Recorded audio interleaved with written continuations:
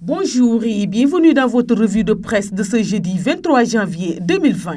Le lancement des flyers de sensibilisation contre la hausse du prix de l'électricité, l'exclusion de Moustapha Diakhaté de l'Alliance pour la République. Les dispositions du Sénégal face à l'épidémie de coronavirus sont entre autres sujets abordés par les quotidiens reçus ce jeudi au groupe Média du Sud. L'AS revient sur la distribution de flyers de sensibilisation contre la hausse du prix de l'électricité par le collectif Ñoo Lank.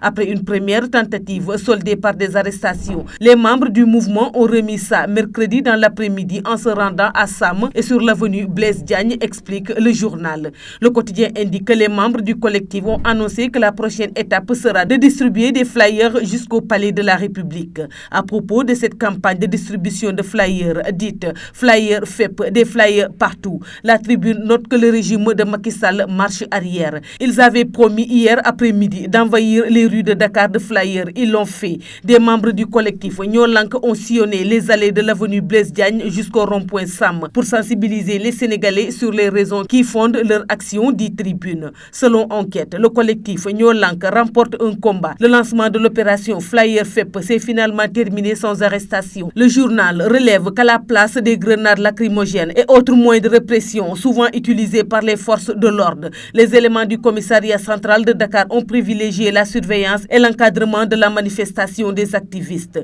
C'est un pari réussi pour Ñoo Lank, estime le Témoin. Ñoo Lank déroule librement, souligne Source A, même si un des responsables du collectif a été interpellé puis libéré.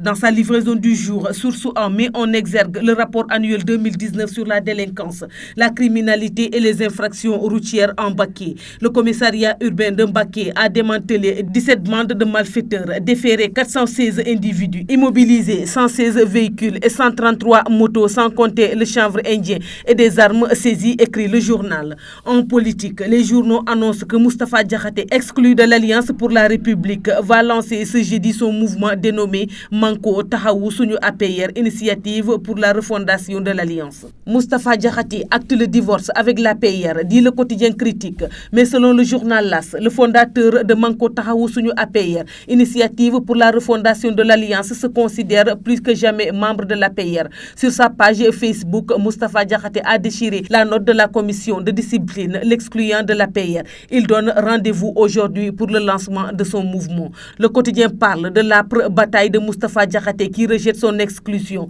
Diakhaté, dit le journal, rejette la décision illégale de la commission de discipline de l'APR. Sud Quotidien, de sa part, note que l'APR est dans tous ses éclats après l'exclusion de Moustapha Diakhaté, contrairement à la convergence des cadres républicains qui approuvent cette exclusion. Plusieurs voix discordantes et des positions mitigées ont été exprimées par des responsables de l'APR, écrit Sud. L'Observateur signale que le Sénégal est sur le qui-vive depuis l'apparition de l'épidémie de coronavirus en Chine. Le ministère de la Santé a initié depuis l'apparition de cette épidémie en réunion routière avec toutes les structures concernées pour éviter une éventuelle propagation du coronavirus au Sénégal, écrit l'Obs. Le Soleil, de sa part, souligne que le chef de l'État sénégalais, Macky Sall, s'est fait l'avocat de la nature au Forum économique de Davos.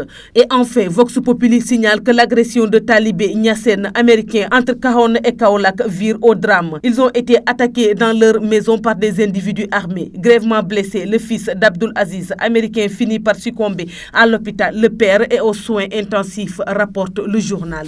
C'est tout pour la revue de presse parvenue à la rédaction du groupe Média du Sud. Merci et bonne lecture à tous.